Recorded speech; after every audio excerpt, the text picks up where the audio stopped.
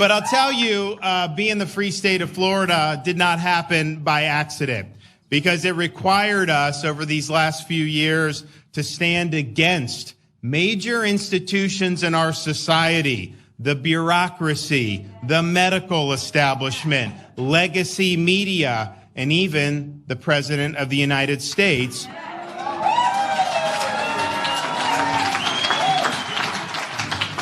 who together were working to impose a biomedical security state on society. They sought to marginalize people who declined COVID jabs by using things like vaccine passports. This governor called on state lawmakers to make permanent existing penalties for companies that require all employees to get a vaccination. Now, listen, we all have a role to play in trying to help tame COVID-19.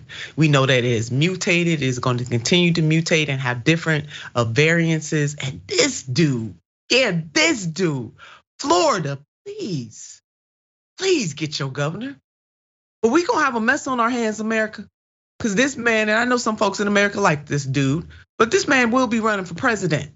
This is what we dealing with. Feel as though nobody has a role. Everybody has a role to play in trying to help tame this COVID vaccine. So let's take a look at this. The proposal would extend indefinitely measures DeSantis signed in 2021 that made Florida the first state in the country to threaten businesses with fines if they required their workers to get the COVID-19 vaccine. These measures pitted DeSantis and Florida against the federal government over President Joe Biden's efforts to get the country's workforce inoculated. Look, if he has some very real concern, handle it like a big boy. But don't abuse your power in this way. But this is what this dude is doing. And now as DeSantis considers running for president, he is reigniting this battle. DeSantis has encouraged skepticism of the COVID-19 vaccines altogether. Listen to what he had to say about the booster. Every study now has said with these new boosters, you're more likely to get infected with the bivalent booster. So what possible reason could you force that? And we're one of only a few countries in the entire world that imposes that. I don't even think China imposes that anymore. The one thing that he said right is the world. That was the only word that I would agree with, because this is going to take a worldwide effort to try to tame this virus. The world has to try to tame it. And what this sanctimonious is doing is not helping at all. We have a problem. Let's put up this graph.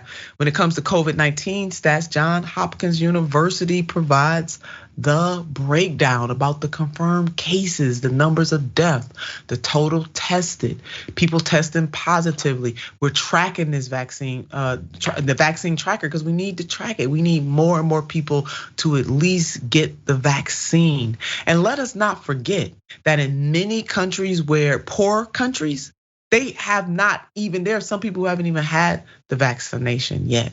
So this is a worldwide challenge. And if he disagrees with the federal government, if he disagrees with the way that these things are being handled, have a conversation. But do not abuse your power by putting sanctions on and penalizing rather businesses that are really trying to keep people safe. Malaika, any thoughts about the conspiracies that are going on about the vaccine and thoughts about Governor DeSantis? Well, honestly, I don't know how much they actually believe in it. I think Republicans just have a penchant for appealing to various elements of their base. I think they know what energizes people to come out and vote for them, whether or not they personally believe in those stances. And it's funny to me that he's saying that he's representing a free state, and at the same time, he's having bans on abortions. He wants to, or sign into law, a ban that would prohibit abortion even without an exception for rape or incest. He wants to ban AP African American Studies. And so actually there's a new AP African American Studies course that's being offered in high schools. And he just announced recently that he's going to make sure that it doesn't enter Florida high schools. So for such a free man who's a fan of liberty and democracy, he sure has an odd way of showing it. Yeah, he does, and we are on this show going to get deep into that band on the AP's teaching of African American history. But the type of freedom he wants is you're free to do what I say, what I tell you to do, and if you don't do what I tell you to do, then I'm gonna take away that freedom.